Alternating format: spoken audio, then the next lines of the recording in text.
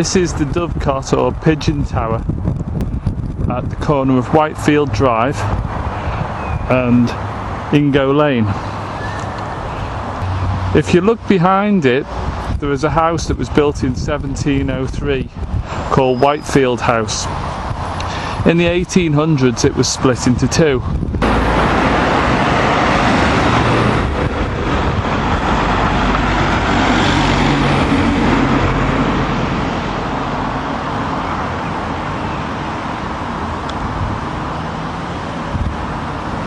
This is the dividing wall between the two properties. So this side is Whitfield House and that side's Pigeon House Farm.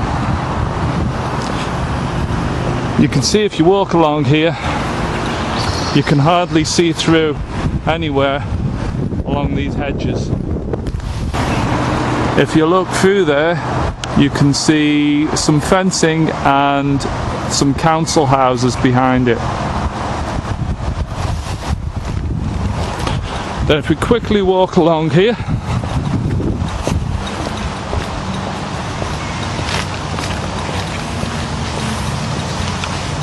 to the gateway, and this is my driveway, and if you look over there, that is the top of my workshop.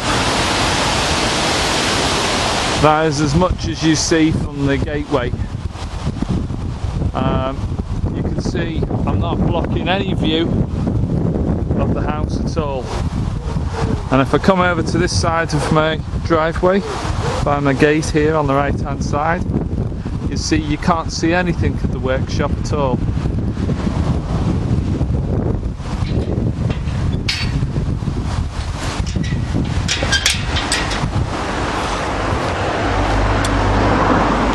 As we come in here, this area here, I've put up fencing which has improved this area because we don't get the antisocial behaviour that we used to get. For a number of years we've had children in here consuming alcohol and drugs and whatever, and basically playing up, giving trouble with the neighbours in the flats here. We've pulled out enough bottles and cans and rubbish in these bushes here to fill a council wheelie bin. Over there I've found a knife stashed behind the trees. As I say, I'm not blocking any views of the house. You can see the house all perfectly clear. Nothing between the gates and the house. Everything's perfectly clear, no problems at all. As I come around here, this wall's been here for maybe 200 years. Nice old wall. I've done some repair work to the corner of it, and you can see from this point you can virtually not see my workshop at all, and I'm 6'2".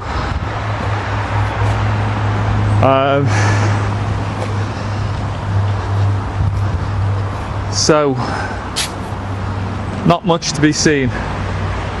Now I'm going to open the gates and we can have a look at my workshop.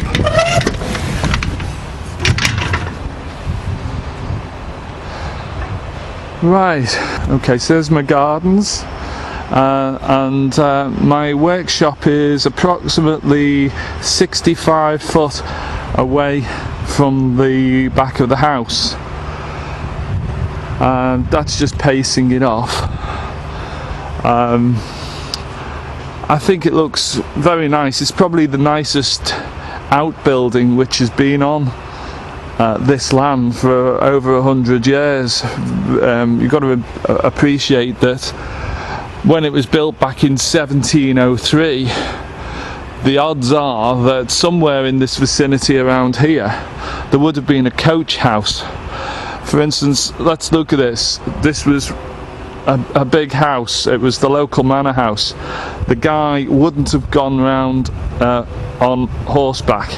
He would have had a coach and horses, and the coach would have been kept somewhere relatively close to the house. I'm not saying the horses might have been.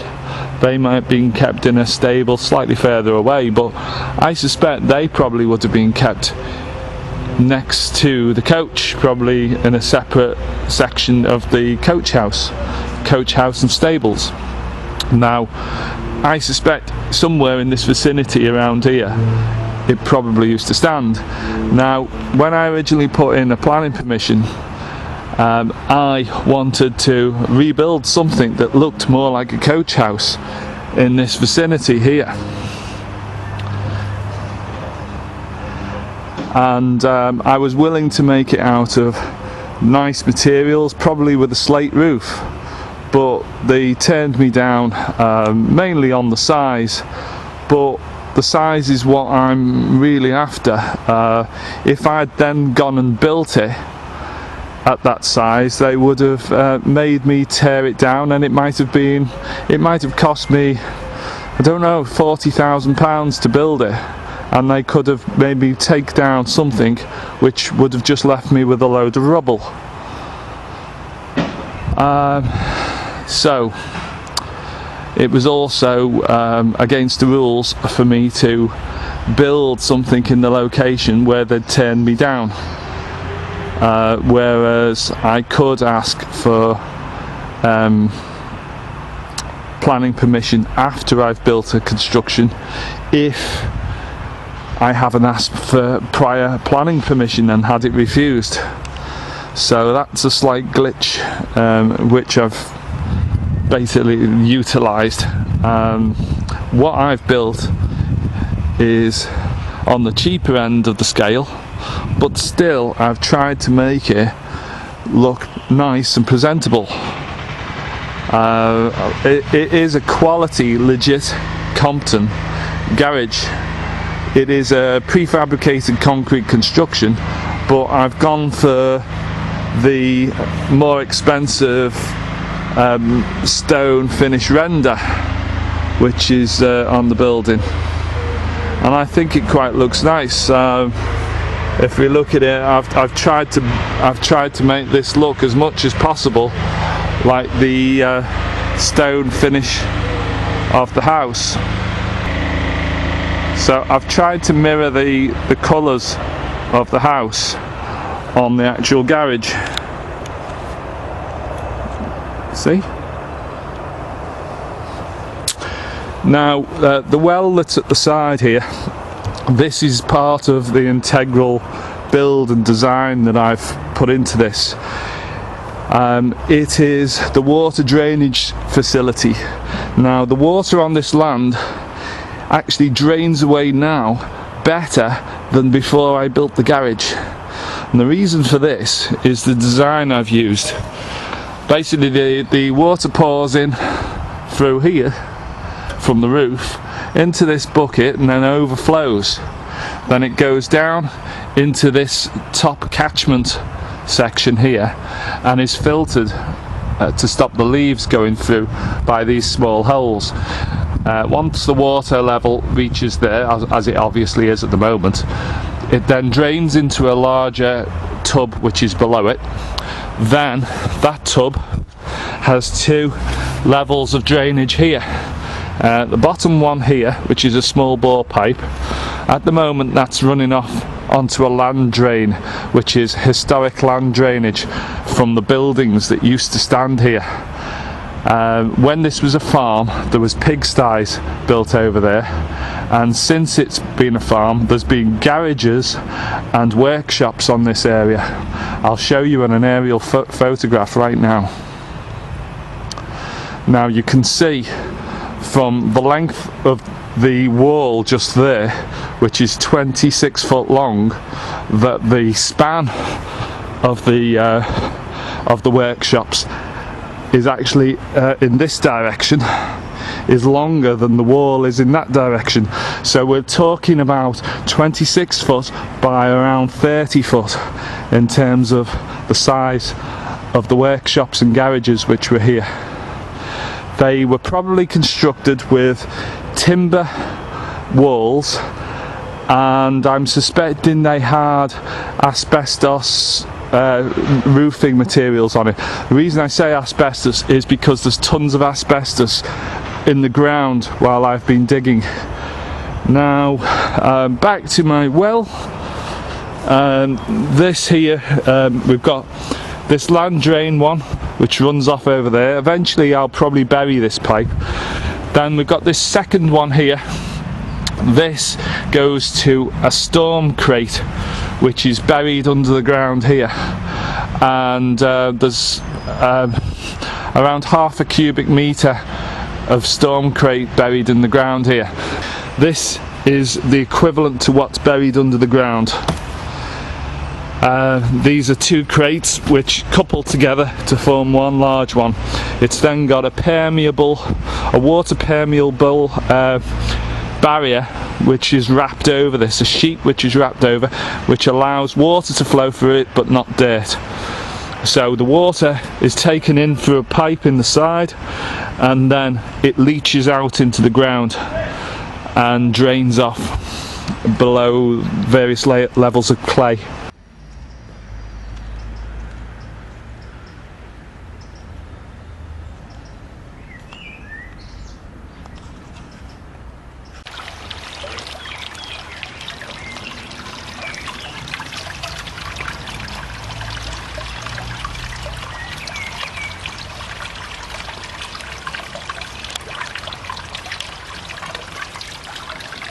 I've tried to do a good design for the drainage, so I'm not overloading the existing council's flood drains by running pipes off onto the road and so on around the back of my workshop. Now let's see what else. Yeah, now when this building was originally listed, somewhere around 1959 to 1961, I can't think of the exact year, but when it was originally listed, from approximately around this tree area here to those trees over there, this was the end of the garden, and this was the end of the listed cartilage of the building of Pigeon House Farm.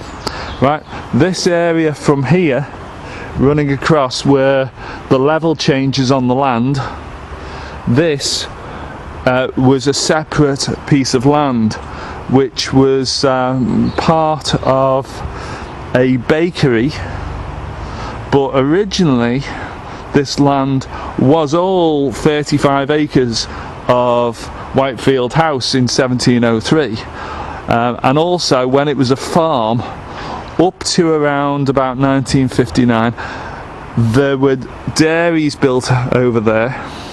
Now if we come over to some of the documents I've got here, this is an Ordnance Survey map from 1937, and it shows here Pigeon House Farm on this side and Whitfield House on this side, because it was split around 1900 or maybe earlier. Now if I swing this slightly this way, you've got here, now in 1937 this would have been the pigsties and something else potentially, but certainly it was pigsties in this location.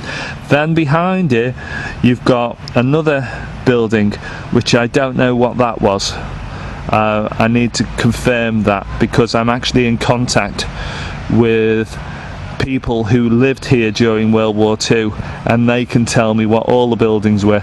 Then we've got this L-shaped building here. Now I believe that is Lord Sefton's dairies, which were part of the farm, the 35 acres of Pigeon House Farm. Now if you look down here, I suspect Whitfield House here had this boundary line there, and it had a gateway in from the road at the front there. So in 1937 that gate at the front of the house was still in use. There's the old beech tree with the preservation order. That's that one up there, that big tall one. Then we have the driveway in, which I now use here. So this here we think in 1937 may have been a barn which was joined to Pigeon House Farm. You can see the land sweeps around and connects to this side of the house. So all this was farmland and buildings. Now if we go back to the various documents, these are deeds I've got. You can see this was at one time the property was actually owned by William Osbert, Earl of Sefton, just there, Hugh William Osbert. Right, top line of these deeds, with the messuage or something, or dwelling house and garage therein erected and known as number Pigeon House Farm, 81 Ingo Lane, Kirby. Yes, okay. Then if we turn the next page on the deeds, we actually have the plan referred to, blah blah blah, 1,126 square meters, and we've got north there, and we've got Pigeon House Farm shown there, and here we've got the garage, which was here at the time the building was listed, and at the time the property was sold to the previous owner before me. It's all marked off down here: Metropolitan Borough of Knowsley, scale 1 to 500. Now on the next page here, this is an aerial photograph from 1972. I will put it clearer into the video than this printout that I've got, but just here it's got an aerial photograph. Now that shows there just the garages. Yeah, you can see that. Now the piece along this line here where my finger is the 26-foot long wall, which is this here, this wall. So as I was saying before, that wall there is shorter than the span that way. So you can see there's different sizes of buildings all sort of cobbled together, a bit like a shanty town, I suppose.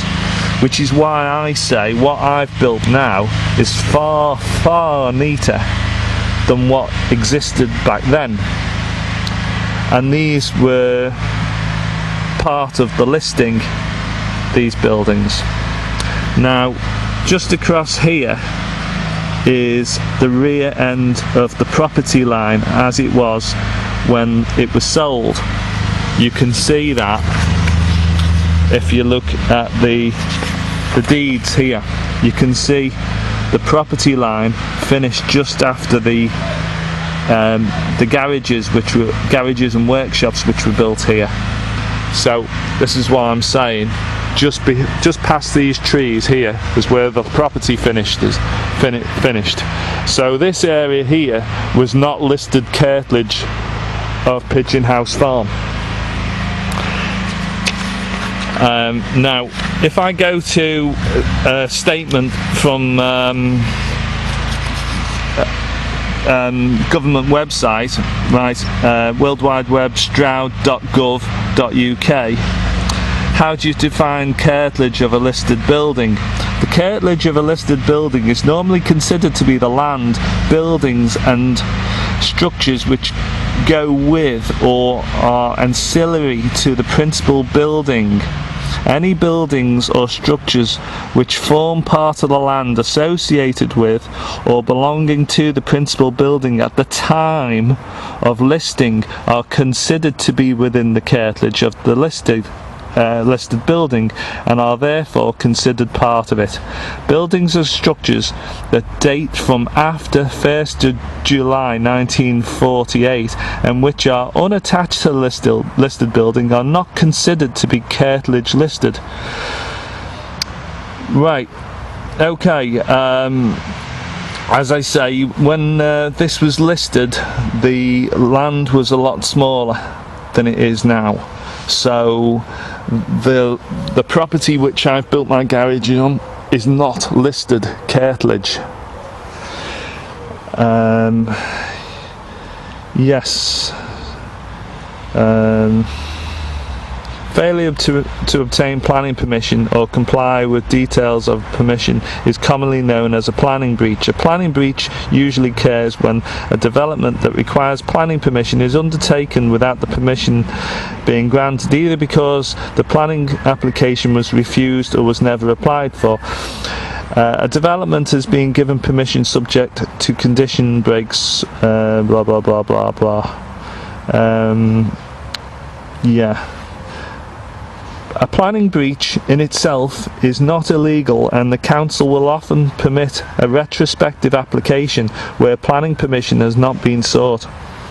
However, if the breach involves a previously rejected development or the retrospective application fails, the council can issue an enforcement notice requiring you to put things back as they were.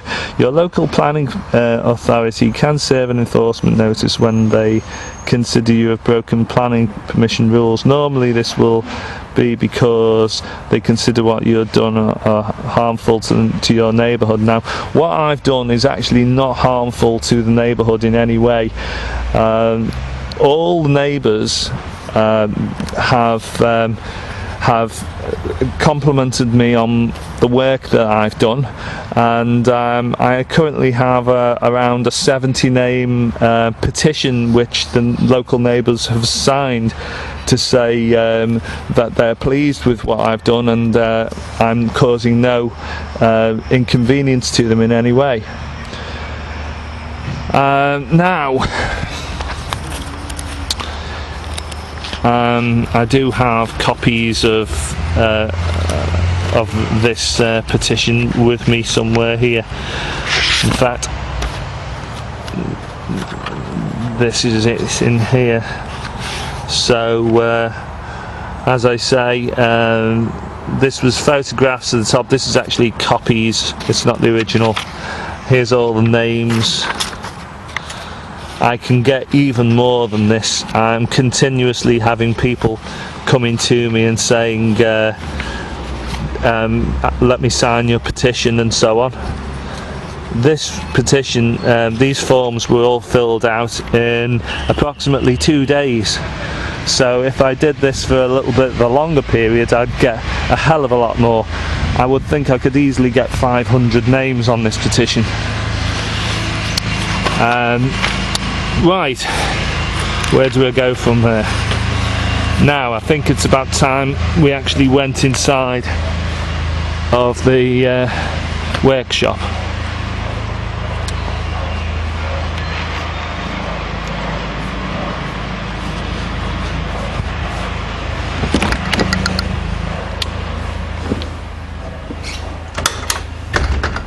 Now I have solar panels on this roof of this workshop on the south facing roof line, so it's not visible from the road at the front of the house. All the neighbours are quite happy with the work I've done fitting the solar panels.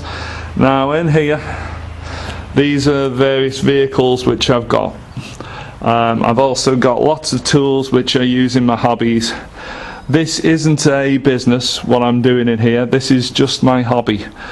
I like to be busy and constructing things. There is a small tank which I built several years ago, and I sometimes use it for charity work, for instance for raising funds for Help the Heroes, hence why it's got a flag here. So that's the soldiers charity raising funds. Now the windows in here, I've put mesh on the inside. Notice I didn't put it on the outside where it would have looked unsightly. I've put all the mesh on the inside. I've also got layers of polycarbonate, and I've also got one-way mirror film on the window so you can't see in from outside. Now, it's got roller shutter doors. The reason it's got roller shutter doors is to make sure that I can actually get my vehicle in here with a soft top roof on. For instance, I've got such a small amount of space in here. If I was to have an up and over door and try to drive in here with the canvas roof on, the door wouldn't close. It would hit the framework of the roof, so I wouldn't be able to drive it in with the roof up. And if I wasn't able to do that, it would mean I would have to take the canvas roof off while it's soaking wet and try and dry it out. Now, the best place to leave a canvas roof when it's wet is on the vehicle, so it dries out on the vehicle. These are other things which I make. I don't just make vehicles and guns, I also make replica radio sets. His gas mask, just as the Civil Defence Services do. They're under strict orders and always carry them. How many of you carry your gas masks? Yet civilians are just as much in danger of the gas. These are sets I make. This actually transmits. Anyway, I'll turn that off. As I say, I've got solar panels on the roof here, and the controller boards, all the electronics are all professionally fitted and fitted on here. At the moment, let's see if I can see what it's generating. It's actually generating 541 watts right at the moment. Maximum I've seen coming out of it is 2 kilowatts on a nice sunny day. So that electricity which is being generated on the roof of this place is actually government funded, in that I get a feed-in tariff from the government for supplying electricity to the local neighbourhood. So all these houses here are using partially the electricity which is being generated on my workshop roof. Now, this is the rear view of my workshop from the private access road at the back. Now, you can see here is the view of my workshop. I've got a 10-foot wide door here to the back of the property, and there is Pigeon House Farm. People only come in this area to get in their cars and drive off. If I come back here to the back end of the other properties and look as though I'm in their gardens as much as I can, you can still see the house quite clearly. I'm not really causing any obstruction to the view. I've tried to clad the roof line, visible roof line of the building in a brown material, which is fair enough to say it is UPVC, but from any distance it just looks like quality timber, or at least brown painted timber, as it could easily be. There's no real difference other than that will last and I don't have to keep maintaining it. So you can see there's the solar panels on the top. Now, from walking around at foot level, the best area to actually see the solar panels is looking at it from the south here. So you can see them there. There's the solar panels. There is Whitfield House and Pigeon House. Could you really complain that there is causing a problem in the view of looking at that there? And bear in mind, this isn't a thoroughfare for people out on the street. This is a private road here, so it's not causing any issues. People don't come out here to sunbathe. It's purely to get in their car and drive off, just as I do. Round here we have some locked gates which makes this road completely private.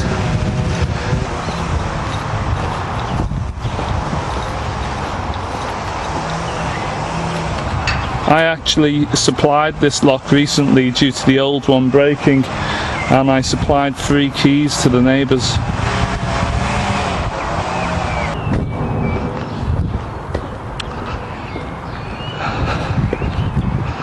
Yeah, now I actually love the history of the house. I haven't just moved here because I wanted to exploit the land that's with the building. I will admit, it was one of my initial likes about the site was the land that was with it, and it still is a large part of it, but I also have, right from the word go really, I love the look of the house, and I've spent lots of time researching the history on the building.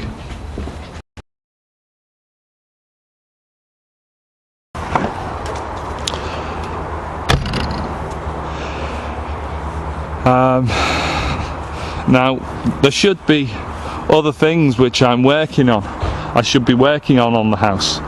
Once I get these dilemmas sorted out with the retrospective permission to keep the building, I need to be looking at jobs on the property. Now there are issues. I'm slightly concerned about the sorts of mortars which have been used on the walls. I'm suspecting that they haven't used lime mortar in the pointing of the walls. Now, for many years this was looked after by Knowsley Council, and they were in charge of getting the various contractors and workmen to do jobs on the place. And I've been told by neighbours that live round the back in the old council properties around there, that at one time there was a tree growing out the roof, and other people have said the place looked pretty much derelict. Okay, I know the council did re-roof the building in the 80s, and they've done a fairly good job. No complaints there, but I am slightly concerned about some of the damage which the wrong mortar may be causing. If we close in on the wall up here and the camera gets in focus, you can see the facing of some of the stonework is cracking and falling away. Now this is caused by having a cement mortar which is too hard for the actual stonework, and it causes the stonework fascia to crack off, and it's listed building version of graffiti. By putting the wrong mortars in, you cause issues with the stonework, and once that's gone, it's quite an expensive job to take that stonework out and replace it with new. So there is a concern.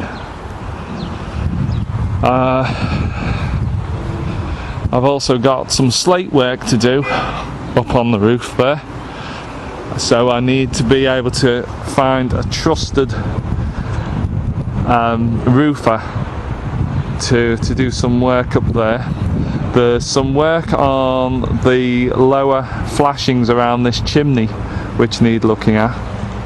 That needs to be made out of a better material. That seems to be a very poor quality piece of flashing that's been used. There's also some issues with the chimney stack. Now I'm suspecting it's got a lean in it. Now I think that lean might be historic. It might have been like that since the building was constructed. There's also a problem with some of the brickwork right up at the top. As I say, I need to get someone that I know I can trust. I'm certainly not going to climb up there and do the work. I have requested a number of roofers to come out last year and visit me while I was here, and none of them turned up, so I'm not very impressed. So I need to know someone who I know will be a decent workman. If we come round the front of the property, let's see, this is the tree. This is over a metre wide at the base here, this old beech tree. Yeah, you can see it's really big. There's my hand. Yeah, very massive beech tree. This is the old pathway in. Once upon a time this used to curve round, probably in 1937 from the map we were looking at before, used to curve round and connect up with the doorway on the front of Whitfield House here. So the pathway used to sneak round this way and connect up to there. Here again we've got some more damage which has occurred to the stonework. Again, I believe it's something to do with the wrong sorts of mortar being used. You've got to use a weak mix lime mortar. Now I've been using lime mortar on a few jobs around the house, on the work I've been doing. You can also see here there's been a doorway under this where there was once a window. Behind that window there's now a staircase, so the window's been removed and made into a dummy one. You can see on the house next door, Whitefield, there's a doorway still below and the window bricked up over there. So almost a degree of symmetry to the building.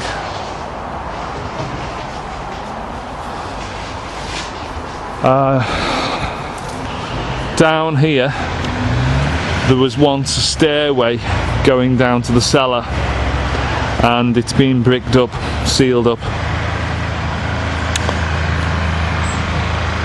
The stonework in the front doesn't look too bad on the main parts of the house. It's just in selected areas.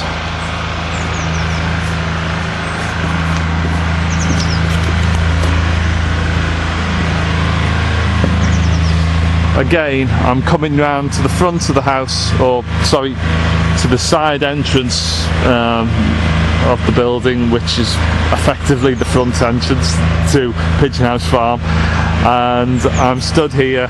There is my fencing I've put up, there's my gate, and what do you see? Well, I actually see council houses behind that gate. I don't really see very much of my workshop. There's my workshop right in the corner. There's the roadworks going on outside again. Anyway, so let's go inside the house.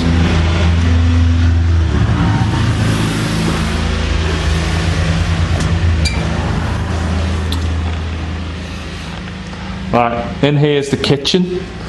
You can see it's got beams exposed inside the kitchen area here. It's got an old fireplace down there, which is disused. The beams are a bit puzzling because any engineer who would come in here would say surely this beam that's running that way should be on top of the beam that's running that way, or at least better joined into it. But this is the sort of thing which went on in the 1700s. It looks like it's got a timber pin running through here and going up into the joist on the top.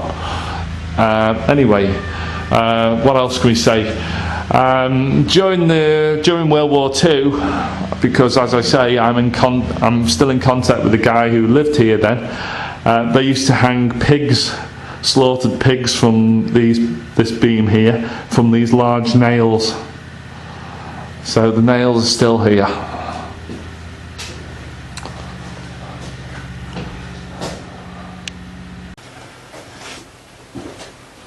Right, all along the wall here from the cell, this area here, all of this was basically blown plaster. The plaster was starting to it come away. It wasn't adhered to the wall anymore, and it was coming away. Now it's had various sorts of modern paints on it, and the paints were stopping the wall from breathing. For instance, you can see here where the cell door is. There's wood inside the wall here. So back in the day, when they couldn't put screws into walls very easily like they can do today, so they'd put a block of wood in, and then you could screw into a block of wood. Now when I took the plaster away, we found bits of wood in the wall here with joints in them and so on, but this unfortunately is very soft timber, so it may have to be removed because I think it's causing a weakness in this wall. Anyway, my friend Lynn has done a lot of work stripping the plaster and various renders off this wall which were loose, and we may be stripping it back down to the bare brick. We haven't decided what we'll be doing yet. We might lime wash it, because lime wash is a more traditional finish than the various modern paints and fillers which have been put on over the years. There's my gas meter. You notice this cellar, it's all arched brick ceilings, 3 arches in the cellar. This area here, this was used as the air raid shelter section during World War II. Doors were put across these. These are the stones to keep the meat cool. Been here for so many hundred years, and doors were put across here, mattresses on, and the children slept down here during World War II. Now, round here, more of the walls are being stripped back. There's still more work to be done. We might be cleaning off all the paintwork. Now, here, this point here, this thick section of wall, this to this side, to the right hand side of this wall, and this wall here, this is the original house from 1703. So this cellar here is from dating back to 1703, and this section from here is where it was extended, possibly about 1770. Now there's some big heavy timbers here, and all the way back to when they extended this in 1770, they didn't do a very good job filling in or joining below ground. So because I'm in the cellar here, from approximately that point there is about ground level. So that's about the ground level there. Now there was a 2 or 3 inch gap all the way through to the outer stonework of the house, and when it rained heavy, water would come in. In fact, all this area here was plastered all the way up to these heavy wooden beams here, and the water was held behind the plaster and the modern paints, and it was causing the timbers to have wet rot. You could practically push your finger into these heavy timbers here, and it was causing them to rot. But I've done this a few months ago. I've used lime mortar, proper mix of lime mortar, and I've packed it solid right from the inside here right through to the outer wall, and it's now properly joined and there's no damp coming in, and the timbers are now, after 300 years, they're now drying out properly. So this house has waited 300 years for me to come along and fix this, a fault that's been here for nearly 300 years, or at least since 1770 to the present day.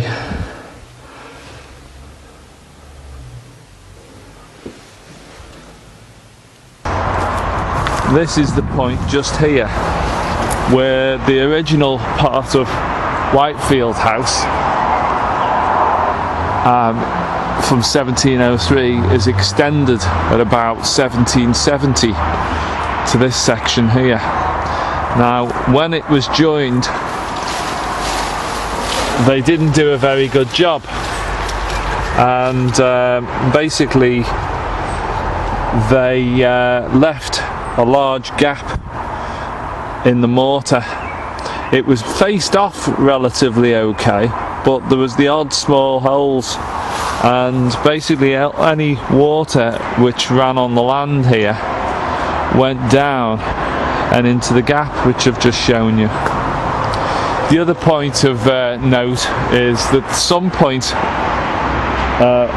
on the house here in the 1980s, when work was done to restore it, some of the workmen stole a family crest which was on the walls. I don't know exactly where. I'd be very interested to see if anyone's got any photographs, any old photo, old-fashioned film of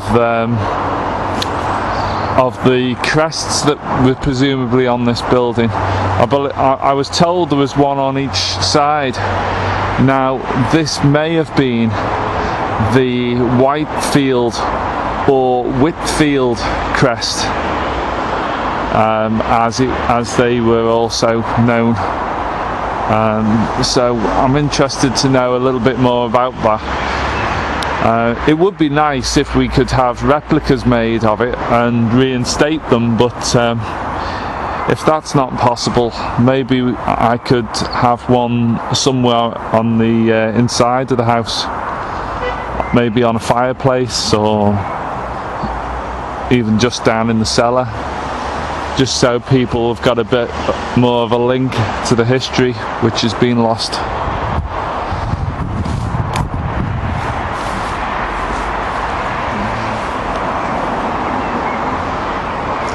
Another thing which happened, I believe, in the 80s was some workmen knocked at the door and told the owners that they'd come from the council to take the fireplaces out, and they told them they were taking the fireplaces out to take them to the Liverpool Museum, but no one knows where they went, so we think that they were basically stolen. The museum doesn't seem to have any knowledge of them, so that's another mystery. If I come back round to the garden at the back now, if we have a little look in my records which I'm carrying around with me, just here,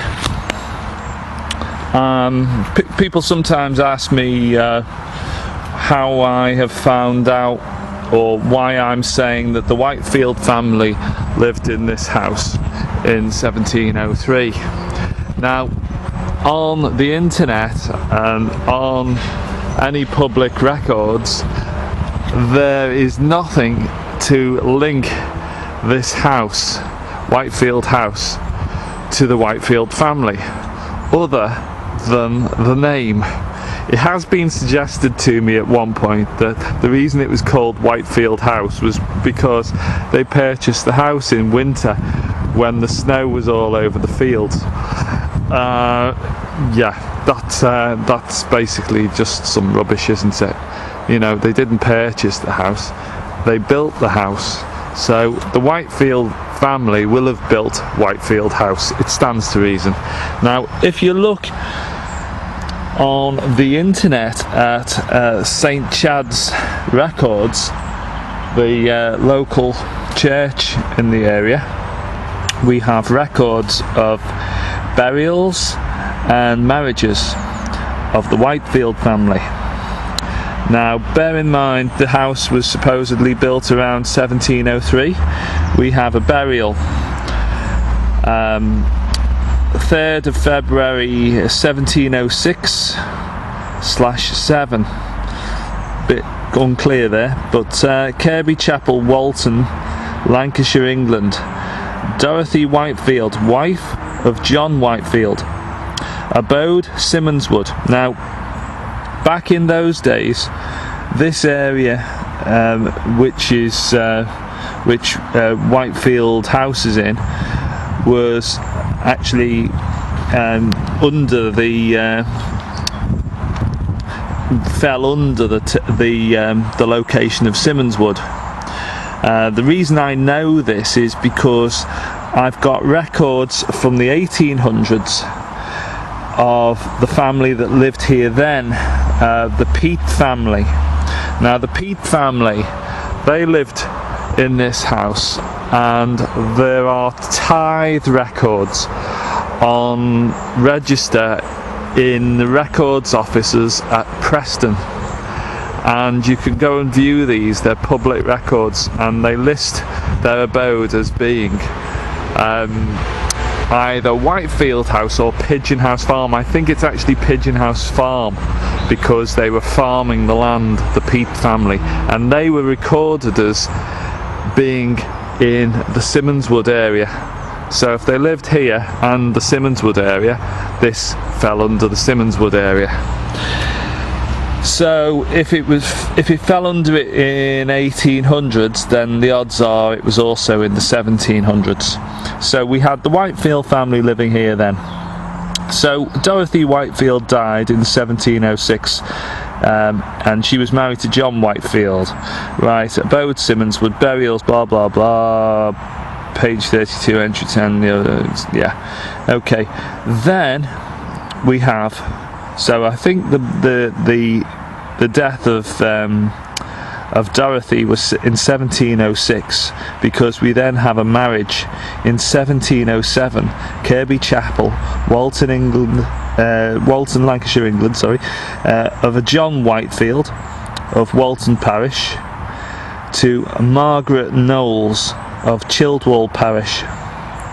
So within another year, let's see, well, February 1706, December 1707. Yeah, okay, so it's the next year, you know, bit of time. He then gets married again to Margaret Knowles, married by banns. Well, okay. Registered marriages, blah blah. You can see all this on the camera anyway, can't you? Then 1708, right, September 1708, we have a baptism of Jane Whitefield, daughter of John Whitefield, abode Simmonswood. Baptisms, blah blah blah blah blah. Okay, then we have 1720, we have a marriage. Moy Latham of Ormskirk Parish, which is about, I don't know, say 14 miles away, probably less, to Sarah Whitefield. Now I'm suspecting Sarah Whitefield was from the previous marriage of John Whitefield. So Sarah was probably Dorothy Whitefield's daughter. For all we know, she might have, Dorothy may have died in childbirth. Would that make sense? 17, well, she'd be quite young, but I don't know. So 1720, that would make, well, that would make her quite young if it was died in childbirth. She'd be about 14. Don't know, maybe that was the way things were in 1720. So Sarah Whitefield married Moy Latham of Ormskirk, so she then drifted off to probably live in Ormskirk.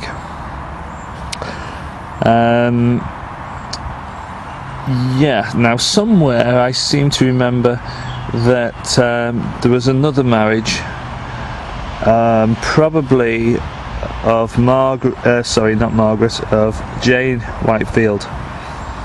I think she got married some time later, and I think it was to someone from Crosby. I don't seem to have that on this page for some reason. Anyway, now what I suspect was the Whitefield family only had daughters, so no male issue, so the Whitefield name disappeared in the 1700s from Kirby. So I know in the 1800s the family that were resident were the Peats for a certain time, but somewhere along the line Lord Sefton acquired the property, or at least into his family. Now I suspect this may be the crest. Now Whitefield and Whitfield apparently are a branch of the same family basically, so it could be that the shield that was up on the house was basically this one here. I don't think all this what's it called, filigree or whatever that's all around it, that might not have existed. It's hard to say. No one seems to know what the shield looked like. No one can present any photographs of it. It's a bit of a shame, because without this shield we can't actually prove that the Whitefields ever built this property.